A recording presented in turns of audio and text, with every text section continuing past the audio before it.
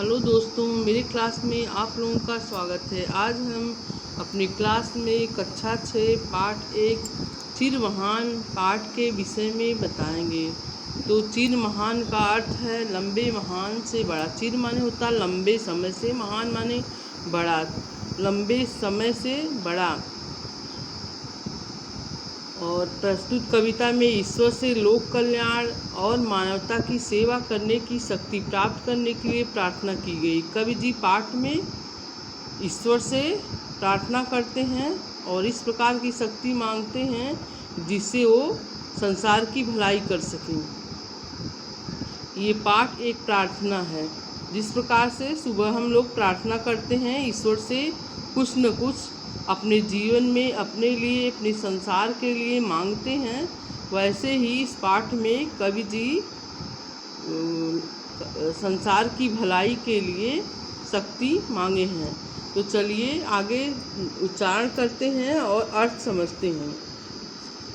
इस पाठ के रचयिता हैं श्री सुमित्रानंदन पंत जी। यहाँ है कविता। जग जीवन में जो चिर महान, सौंदर्यपूर्ण और सत्य प्राण, मैं उसका प्रेमी बनूं ना जो हो मानव के हित समान। जग जीवन माने, जग माने होता संसार, संसार के जीवन में। चिर माने लंबे समय से, महान माने बड़ा, सौंदर्यपूर्ण माने सौंदर्यपूर्ण, सत्य प्राण माने सत्य प्राण। प्रस्तुत कविता में कवि जी प्रार्थना करते हुए कहते हैं कि हे ईश्वर, हमें इस प्रकार की शक्ति दीजिए जिससे जग जीवन माने संसार के लोगों के जीवन में जो सबसे महान है, सबसे बड़ा है, सौंदर्यपूर्ण है और सत्य प्राण वाला है, मैं उसका प्रेमी बन सकूं, उससे मैं प्रेम कर सकूं। नाथ माने होता स्वामी। हे स्वामी, हमें इस प्रकार की शक्ति दीजिए जिससे मैं संसार के लोगों में जो सबसे महान है, सौंदर्यपूर्ण और सत्य प्राण वाला है, मैं उसका प्रेमी बन सकूं, उससे मैं प्रेम कर सकूं। फिर कह रहे हैं जो हो मानव के हित समान, जिससे मानव का हित हो सके, जिससे मैं मानव की भलाई कर सकूं, जिससे मैं मानव का कल्याण कर सकूं, जिससे जीवन में मिले शक्ति, छूटे भय संशय अंधभक्ति। हे ईश्वर, हमें इस प्रकार की शक्ति दीजिए जिससे जीवन में मिले शक्ति, मेरे जीवन में शक्ति मिल सके और मेरे अंदर के भय दूर हो सके, संशय संदेह दूर हो सके, अंधभक्ति जो मैं किसी को बिना सोचे समझे विश्वास कर लेता हूँ उसको मैं समझ सकूँ। अंधभक्ति, मेरे अंदर की अंधभक्ति, संशय संदेह और भय छूट जाए। ईश्वर, हमें इस प्रकार की शक्ति दीजिए जिससे मैं, मेरे अंदर के भय, संदेह और अंधभक्ति दूर हो जाए, मैं वह प्रकाश बन सकूं। नाथ, हे नाथ, हे स्वामी, हमें इस प्रकार की शक्ति दीजिए कि मैं उस प्रकार का प्रकाश बनूं, मिल जाए जिसमें अखिल व्यक्ति। अखिल व्यक्ति माने संपूर्ण। अखिल व्यक्ति माने क्या होता है? संपूर्ण, सारा। मैं वह प्रकाश बन सकूं जिससे हमें सब कुछ मिल जाए, सारा मिल जाए। ईश्वर, हमें इस प्रकार का शक्ति दीजिए जिससे मैं वह प्रकाश बन सकूं कि जिससे हमको सब कुछ मिल जाए। पाकर प्रभु तुमसे अमर दान, करने मानव का परित्राण। हे ईश्वर, हमें इस प्रकार की शक्ति दीजिए, हमें इस प्रकार का अमर दान दीजिए जिससे मैं आपसे अमरदान पा करके मानव का परित्राण, परित्राण माने रक्षा, मैं मानव का, मनुष्य की रक्षा कर सकूं। हे ईश्वर, हमें इस प्रकार का अमरदान दीजिए जिससे मैं मानव का रक्षा कर सकूं, ला सकूं विश्व में। विश्व माने संसार। हे ईश्वर, हमें इस प्रकार की शक्ति दीजिए जिससे मैं विश्व में एक बार, फिर से एक बार नए जीवन का बिहान माने सवेरा ला सकूं। ईश्वर, हमें इस प्रकार की शक्ति दीजिए जिससे संसार में एक बार फिर से नए जीवन का बिहान ला सकूं। इस पाठ के रचयिता सुमित्रानंदन पंत जी हैं। जब हमें संदर्भ लिखना होगा तो लिखेंगे कि प्रस्तुत पद्यांश हमारी पाठ पुस्तक अक्षरा के चिर महान नामक पाठ से लिया गया है। इसके रचयिता श्री सुमित्रानंदन पंत जी हैं। पंत जी प्रकृति के सुकुमार कवि कहे जाते हैं। इनका जन्म 20 मई सन 1900 ईस्वी में अल्मोड़ा के निकट कौसानी ग्राम में हुआ था। इनकी प्रारंभिक शिक्षा ग्राम की पाठशाला में हुई है। इनके साहित्यिक सेवा के लिए भारत सरकार ने इन्हें पद्म भूषण सम्मान से विभूषित किया। इनकी प्रमुख रचनाएं बीड़ा ग्रंथ, पल्लव गुंजन, चिदंबरा आदि है। चिदंबरा रचना पर इनको ज्ञानपीठ पुरस्कार भी मिला है। पंत जी का निधन 28 दिसंबर सन 1977 ईस्वी को हुआ। अब हम शब्दार्थ भी जान लेते हैं। शब्दार्थ तो हम आज बताते हुए बताए ही थे आप लोगों को, वैसे शब्दार्थ जान लेना बहुत ज़रूरी है। शब्दार्थ आएगा तभी आएगा। कविता को कंठस्थ कर लेंगे, आगे का प्रश्न उत्तर अभी समझाएंगे तो याद रहेगा, तो ज़्यादा समझ में आएगा। जग माने देखो जगत होता है, संसार होता है, विश्व होता है। जग जीवन माने जगत का जीवन, जगत और जीवन। सत्य प्राण माने सत्य ही जिसका प्राण हो। मानव के ही समान जो समान रूप से मनुष्य की भलाई करने वाला हो। अंधभक्त माने बिना सोचे समझे किसी के प्रति निष्ठा का भाव रखना। अखिल माने संपूर्ण सारा। परित्राण माने पूर्ण रक्षा। विहान माने प्रातः काल होता है, भोर होता है, सवेरा होता है। अब आगे हम प्रश्न उत्तर जान लेते हैं। यहाँ पाठ से प्रश्न उत्तर है। इस कविता में सत्य प्राण शब्द अच्छे गुण का सूचक है और अंधभक्ति शब्द दुर्गुण शब्द का सूचक है। इसी प्रकार कविता को पढ़कर इसमें आए अच्छे गुण वाले और दुर्गुण वाले शब्दों की सूची बनाई। तो अच्छे गुण वाले शब्द हेडिंग डाल के देखिए, सत्य प्राण एक उदाहरण दिया गया है। ये परित्राण, हित, नवजीवन, ये अच्छे गुण वाले शब्द हैं। दुर्गुण वाले शब्द हैं अंधभक्ति, संशय, भय।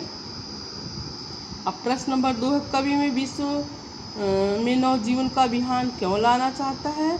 तो कवि विश्व में नवजीवन का विहान संसार की भलाई के लिए लाना चाहता है। संसार की भलाई के लिए लाना चाहता है। इस कविता का शीर्षक चिर महान है। आपको इस कविता का कोई और शीर्षक देना हो तो क्या शीर्षक देना चाहेंगे, लिखिए। तो ये पाठ एक प्रार्थना है, तो हम शीर्षक प्रार्थना भी दे सकते हैं, वंदना भी दे सकते हैं। यहाँ वंदना लिखा गया है, आप लिख सकते हैं। यहाँ निम्नलिखित पंक्तियों का भाव स्पष्ट कीजिए। जैसा कि भी हम संदर्भ आप लोगों को बता ही दिए हैं, एक बार फिर से बता दे रहे हैं कि प्रस्तुत पद्यांश हमारी पाठ पुस्तक अक्षरा के चिर महान नामक पाठ से लिया गया है। इसके रचयिता श्री सुमित्रानंदन पंत जी हैं। यहाँ अर्थ पाठ में बताया गया है, एक बार फिर सारांश बता दे रहे हैं। जग जीवन में जो चिर महान, सौंदर्यपूर्ण और शक्तिपाण। प्रस्तुत पंक्तियों में कवि जी ईश्वर से प्रार्थना करते हैं कि हे ईश्वर, हमें इस प्रकार की शक्ति दीजिए जो जग जीवन में सबसे महान है, बड़ा है, सौंदर्यपूर्ण और सत्य प्राण वाला है, मैं उसकी रक्षा कर सकूं। दूसरा है, जिसमें जीवन में मिले सब छूटे भय, संशय, अंधभक्ति। हे ईश्वर, हमें इस प्रकार की शक्ति दीजिए जिससे मेरे जीवन में शक्ति मिले और मेरे अंदर के भय, संशय, संदेह और अंधभक्ति छूट जाए, दूर हो जाए। फिर यहाँ ख दिया है, नीचे क वर्ग में दी गई पंक्तियों, कविता पंक्तियों से संबंधित पंक्तियाँ ख वर्ग में दी गई है, किंतु वे क्रम से नहीं है, पंक्तियों को मिलाइए। तो देखिए, हम इसके पहले ही बताए थे कि कविता आपको कंठस्थ रहेगी तो आप अच्छे से अपना इसको कर पाएंगे। कविता याद होने से कई लाभ होता है। कभी 8 लाइन की कविता प्रश्न उत्तर में दिया जाता है लिखने के लिए, तो लिख सकते हैं। कभी कविता हम प्रार्थना सभा कहीं सुनाना चाहेंगे तो सुना सकते हैं। कभी समान भाव की कविता लिखना हो, जैसे एक प्रार्थना याद कर लेंगे तो दूसरे में समान भाव में लिखना रहेगा तो लिख पाएंगे।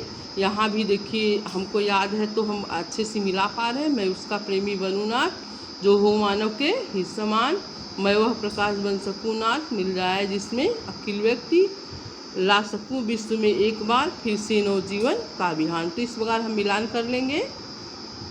हमें कविता याद रहेगी तो बहुत सरलता से हम मिलान कर लेंगे। यहाँ है भाषा की बात, चिर शब्द का अर्थ दिया गया है दीर्घकालीन, जो कि कहा जाएगा लंबे समय से, जो बहुत दिनों से हो, जो बहुत दिनों तक रहे। यहाँ यह महान के पूर्व विशेषण के रूप में जुड़ा है। इसी प्रकार चिर विशेषण लगाकर 3 शब्द बनाइए तो यहाँ हो गया चिर महान, जीवन, चिरंजीव। ठीक है। अब यहाँ दिया गया है प्रश्न नंबर 2, जो संज्ञा सर्वनाम की विशेषता बताए उसे विशेषण कहते हैं। देखिए विशेषण की परिभाषा हो गई, विशेषण किसे कहते हैं, परिभाषा हो गई। जो संज्ञा सर्वनाम की विशेषता बताए उसे विशेषण कहते हैं, और जिसकी विशेषता बताई जाए उसे विशेष कहते हैं। यहाँ विशेषण और विशेष दोनों की परिभाषा दे दिया गया। विशेषण किसे कहते हैं और विशेष किसे कहते हैं, इसको बार बार पढ़ेंगे समझेंगे तो समझ में आएगा। विशेष जैसे संज्ञा ही यहाँ विशेष हो गया, और संज्ञा सर्वनाम की विशेषता बताई जाती है उसे विशेषण कहते हैं। यही बात हुई यहाँ। और प्रश्न नंबर 3, क्रिया विशेषण वे शब्द हैं जो क्रिया की विशेषता बताते हैं। देखिए यहाँ संज्ञा, विशेषण और विशेष की परिभाषा बताई गई, यहाँ क्रिया की विशेषता बताई गई।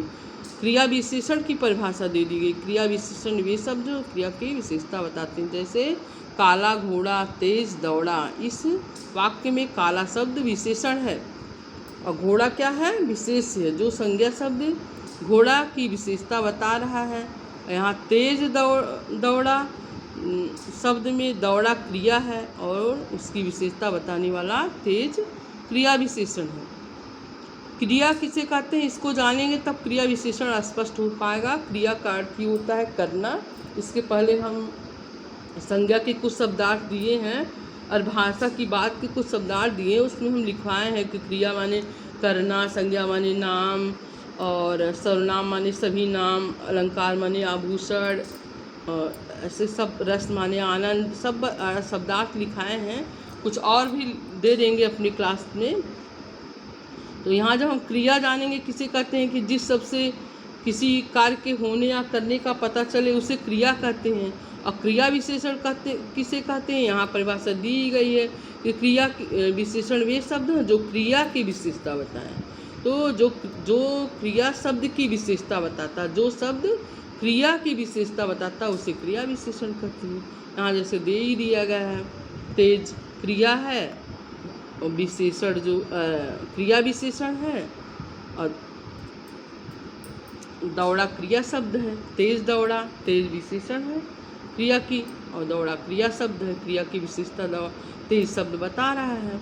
तो बात समझिए, बार बार पढ़ेंगे, उदाहरण समझेंगे तो समझ में बात आ जाएगी। तो एक एक करके परिभाषा जानेंगे, संज्ञा जानेंगे, संज्ञा की परिभाषा, सर्वनाम की परिभाषा, क्रिया की परिभाषा, तब क्रिया विशेषण और विशेष से सब समझ जाएंगे।